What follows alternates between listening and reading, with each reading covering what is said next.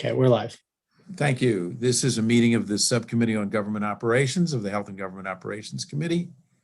We are here to discuss one bill, and that is Senate Bill 735. And we have one amendment being offered by the chair of the committee. Could you explain the bill and the amendment, please, Council Tyler? Senate Bill 735 is titled State Government Notarial Acts Remote Notarizations. The bill, as it passed from the Senate, authorizes remote notarial acts with respect to wills and trust instruments, clarifies the application of specified requirements as far as credential analysis and identity proofing, establishes requirements and procedures for remote notarial acts involving a tangible record, specifies procedures by which a notary public may administer an oath to a remotely located individual, authorizes the Secretary of State to adopt regulations, and makes clarifying changes to communication technology requirements that are applicable to remote notarizations. And then there's an uncodified portion of the bill that just confirmed that any remote notarizations done in conformity with the executive orders that have been issued in the past year are legally valid even after those executive orders are no longer in effect. Right now, those executive orders are conditioned on automatically being rescinded whenever the current state of emergency and catastrophic health emergency are considered over. So Senate Bill 735 is also being offered an amendment from Chair Pendergrass that would strike most of the components of the bill so that the bill would just clarify affirmatively in law that any wills, trusts, and other instruments that were remotely notarized in the time under the executive orders are valid and will be valid beyond the duration of those executive orders. So that's the amendment on the table. Please let me know if I need to distinguish those two. I know I pushed them a little bit together. So there's the bill that codifies. What would the bill do, if I may? Sorry. Yeah. As amended, what would the bill do? So as amended, the bill would affirm that even after the relevant executive orders are no longer in effect, any documents that were remotely notarized compliant with those executive orders are still legally valid. Period. And that's all that the bill would do? Yes, with the amendment. And it was the discussion, if I may, for inform the committee, the discussion I had with the chair, and we both agreed that that is the extent to which we think the committee and the legislature should act at this time, to remove any doubt as to the validity of the documents that were notarized remotely. That's the principal concern that was raised in our view by the sponsor and by those seeking the bill and the bar, and that's the extent to which we would want to move forward on this bill with the amendment. Delegate Kipke, and then Delegate Pena-Melnick. Thank you, Mr. Chairman. Just so the bill that passed the Senate, is it different? So we're going to amend it to basically do away with the ongoing provisions. Is that correct, Tyler? By ongoing provisions, you mean the components of the bill side of the executive orders, or? The amendment restricts it just to what's gone on during the executive order, correct? Yes. Okay, and what passed the Senate didn't restrict it, right? So the Senate version would codify the executive orders and add in a few sort of clarifying details and general provisions that you would typically put in law, like affirmatively giving the Secretary of State power to adopt certain relevant regulations. And then it would still have clarifying language about any documents signed before or during the effect of the executive orders moving forward would be valid. Okay, so the bill that passed the Senate still, though, just speaks to things that are done during the executive orders? No, it would, and then moving forward, rules in the executive order from now on would be the current law, or just be the law, I should say. I gotcha. Okay. It would codify the executive order Yep. as the law of the state of Maryland, Okay. whether or not beyond the length of time of the executive order. Correct. All Right. right. Thank you. Delegate Pena-Melnick, sorry, and then Delegate Chisholm. I'm going to wait because I know I spoke to the chair and I'll move her amendment, but I know there are people they want to hear also, they want to be heard. So I'll wait to the end, okay? Okay. Delegate Chisholm and then Delegate Hill. I passed a bill into law in 2019 that said because we were having trouble with these out-of-state wills in Nevada, that said, in order for a Maryland will to be valid, you could not use you couldn't use televideo or video for the actual witnesses, because we were worried that the witnesses could be in Nevada, but the actual testator could be here. Is this bill just going to speak for video being performed in the state of Maryland, or are we now opening this up nationwide? I will let, while I double check on that, I'll let, there are some representatives from Maryland State Bar Association who have been working on this legislation. They might have that answer off the top of their heads while I confirm it. Because we accept a will that is executed outside of the state of Maryland as being valid back in the state of Maryland, but we would not accept it if it was done with the testator being in Maryland, but the witnesses being in another state, if I recall correctly. I know it's my bill, but I believe that's how it read. So I'm just curious on if this changes all of that or not. Mr. Montgomery or Ms. Ms. Muffaletto would be the person to answer that. Fine. Michaela Muffaletto, Fine. who is the chair-elect of the Estates and Trust section of the Maryland State Bar. Yeah, so I'm hopefully you can hear me, and Yes, we I'm can. hoping I can, great.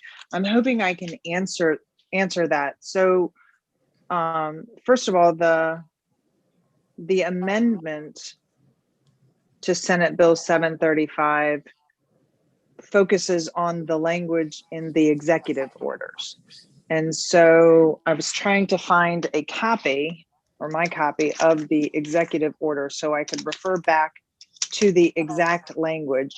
But I think we're conflating two things. One is that there is new legislation that appears that is going to be successful this year, Senate Bill 820 and House Bill 1261, which will change the law and allow for a will to be remotely witnessed and executed by a resident of the state of Maryland. So that change in the law is different. That's a different bill that is not this bill. So the question for What is the status of those bills? You said looks like they're going to be. it's in its, I think, It's passed both chambers, and they're trying to conform some technical amendments that are non-substantive between the way they were passed by the House and Senate. And what were those bill numbers? It was House Bill 1261. Also Senate Bill 820.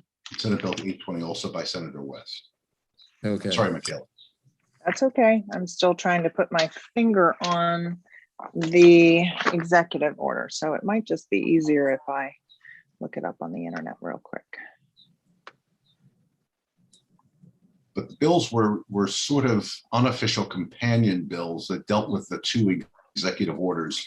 In the Senate, they both went to judicial proceedings. However, in the House, the Will's Power of Attorney and Advanced Directive Bill, which is House Bill 1261, went to judiciary. But because of the governmental function, I'm going to guess the notarial acts, its companion House Bill 1265, which went to HGO. That's the reason why this bill is coming to HGO rather than judiciary. Right. Okay.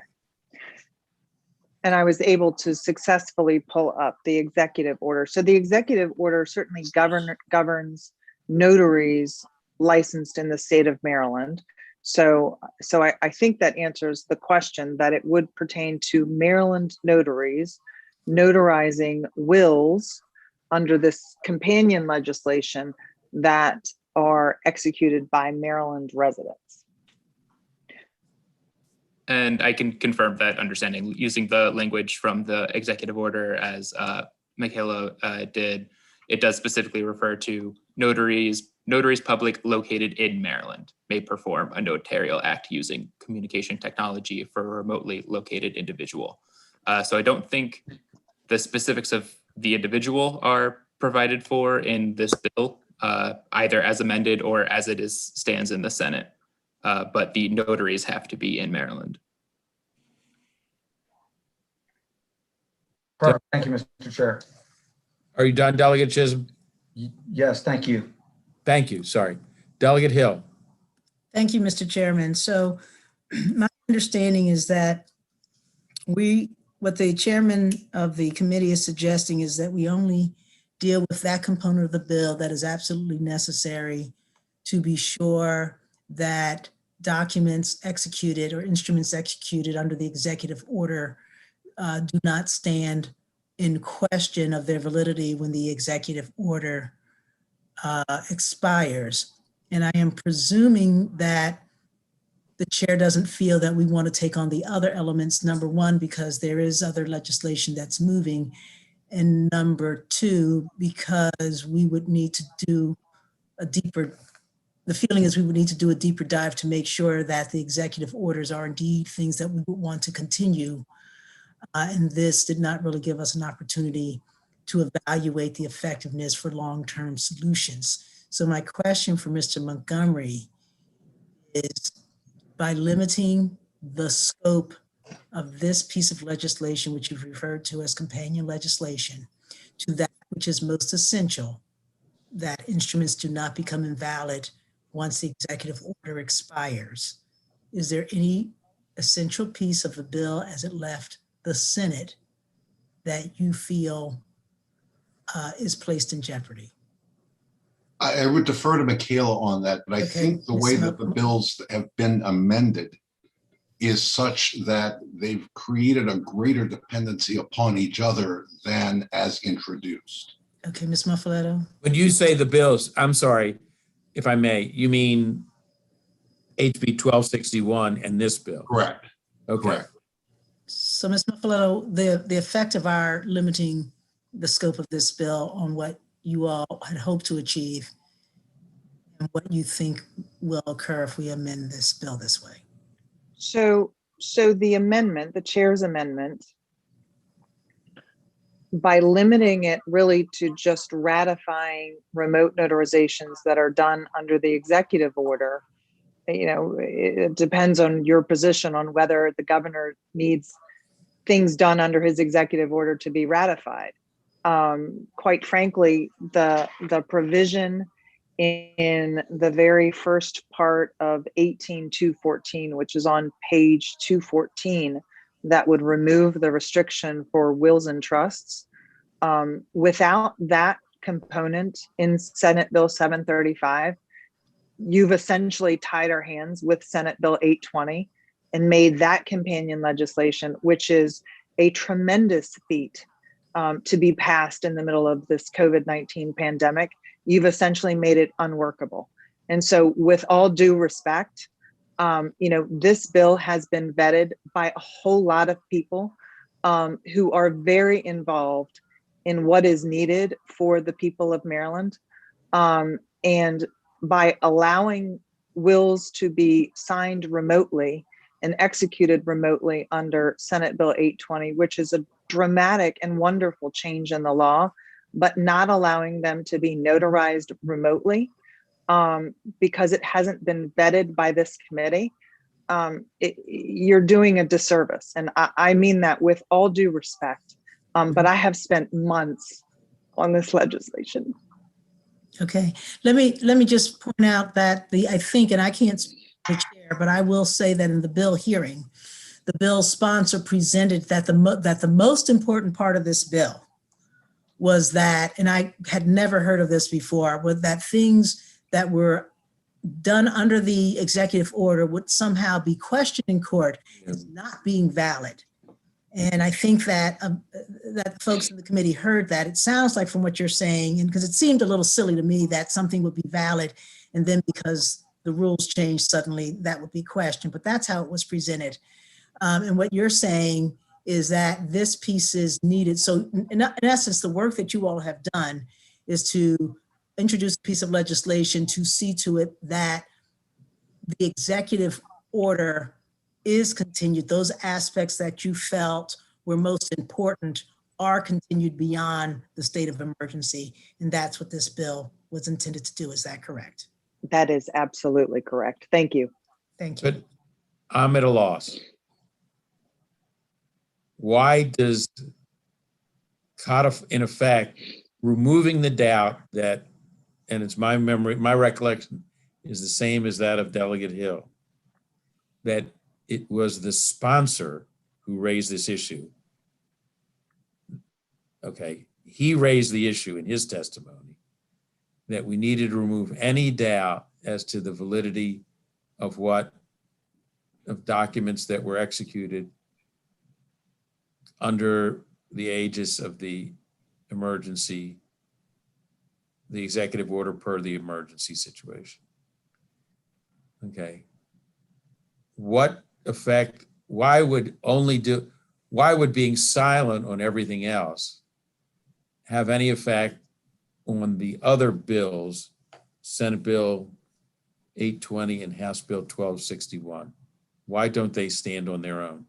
So the ratification portion, I don't have any issue with the ratification portion. It is important just to remove any potential claims down the road. But the most important part of this bill is everything else that's in it. The companion legislation that allows for wills to be executed remotely. If that passes and Senate Bill 735 doesn't pass or passes with the chair's amendment, will prohibit wills from being notarized remotely. So, you know, we can sit and have a Zoom meeting just like this if Senate Bill 820 passes, and you can sign your will remotely, Delegate Rosenberg, and I can be your supervising attorney, and several other people on this Zoom meeting can be our witnesses, but you would be required to have another person, a notary, a licensed notary, sitting in the same room with you, because that person would not be allowed to participate remotely. And that addition to Senate Bill 820 was added to create these protections so that there would be an additional element to protect a signer of the will from fraud and undue influence. And so that if 735 doesn't pass or passes with this single standalone provision that the chair is proposing, it doesn't do anything for us. It makes Senate Bill 820 not workable. Because wouldn't 820 take precedence over existing law? It's the most recent enactment. Right, but if you look at the page 2 of Senate Bill 735, 18214 of the state government article prohibits wills and trusts from being remotely notarized. Right now, we can do it under the executive order, but when the executive order goes away, we will be prohibited once again from signing them remotely, from notarizing them remotely, sorry. Mr. Chair, I think that's part of what Delegate Chisholm was referencing. We 2 years ago with remote notarization. Right, and so 2 years ago, we requested that, right? Yes, I'm sorry. We requested that removal. Our section, at the time couldn't have anticipated, the COVID-19 pandemic and where we would be. We had some concerns about remotely executing wills and having them notarized, and the effect of the Nevada statute that with the help of the pandemic, we have resolved those concerns, which is why we're now before you asking to remove that restriction. Mr. Chairman. Yes. Ms. Mufflet, so can you just, I think you just said it, but be clear. The concerns about fraud, the concerns about extortion or undue influence on someone executing a will that had us put the limitations on in 2019, you seem to be saying are no longer concerns, or you have put guardrails in for protection. Can you, if that is true, can you explain why you feel safe now moving forward on a long-term permanent basis with what we've been doing through the pandemic from a safety standpoint? Okay, so I think part of it, if I'm being completely honest, is that, you know, we were afraid of what we didn't know. And when we entered the pandemic, we were forced to learn a new way to practice and a new way to sign documents, and forcing us to go into this remote signing and remote notarization. We learned how the process works, and we learned that Rulona, which is what the act is called, has safeguards in place to protect people who are signing their documents remotely. For wills and powers of attorney and advance directives in particular, we've added additional safeguards. For example, if I'm meeting with a client remotely and signing documents, I can be the supervising attorney, or I need to bring another attorney in who has to supervise the process, and they have to certify certain things in the process. The notary has to be involved, and the notary is, you know, certain things have to be acknowledged before the notary. So all of these safeguards have been put into place, and it works well when it all works together. My concerns are that without this provision in 735, it won't work well, and it won't work all together.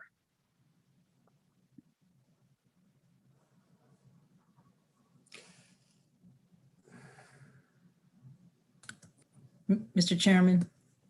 Yes. I don't know whether the chairman is on, but I would suggest that we move the bill without the amendment.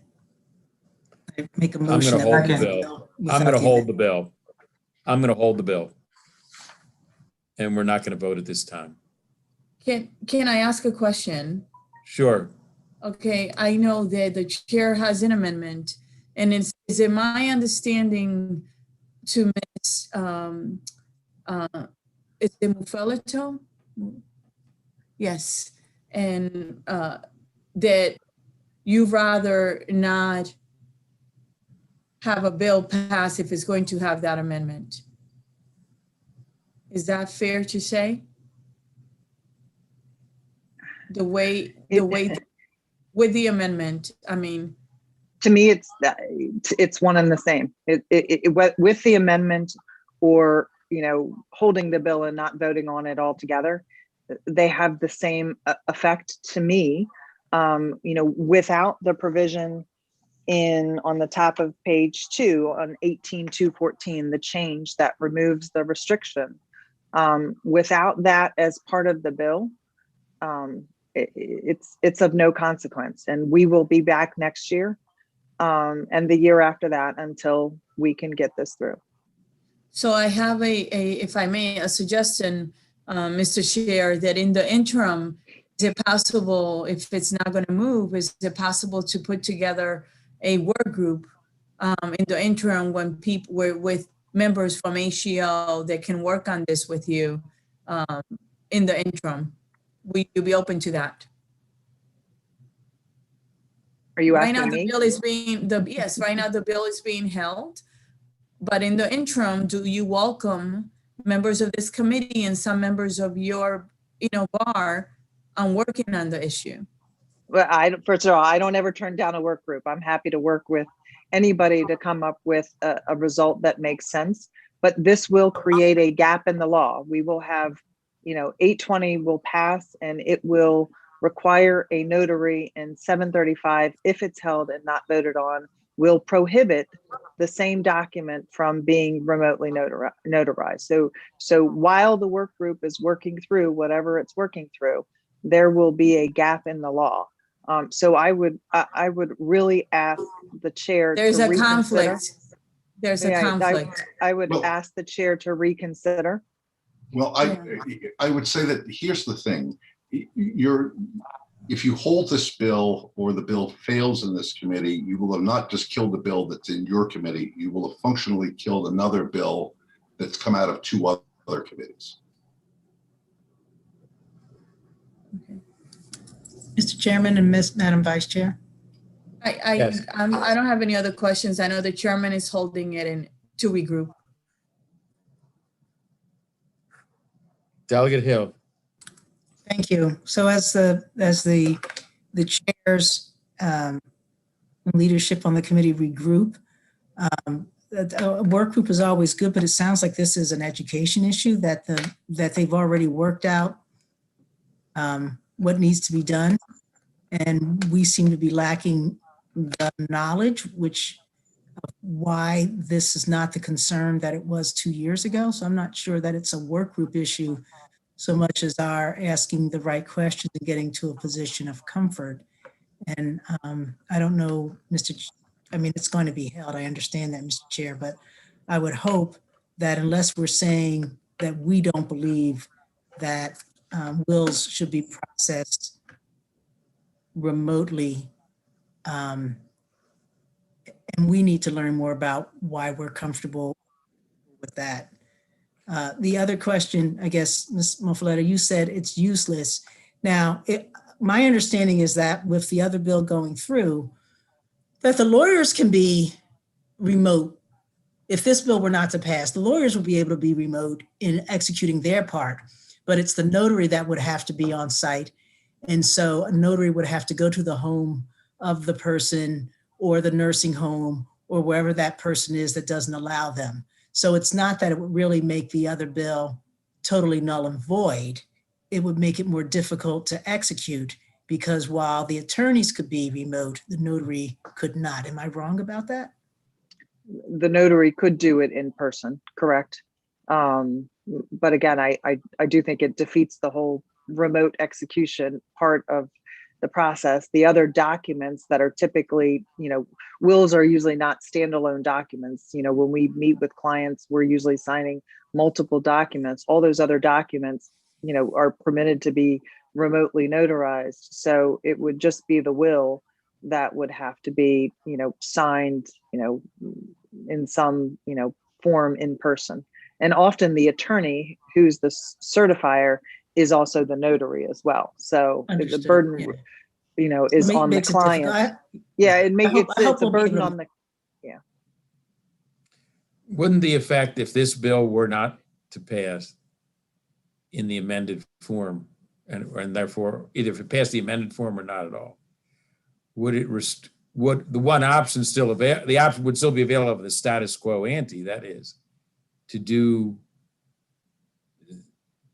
execute these documents without, you were able to execute the documents up until the emergency without the remote aspect. Isn't that correct?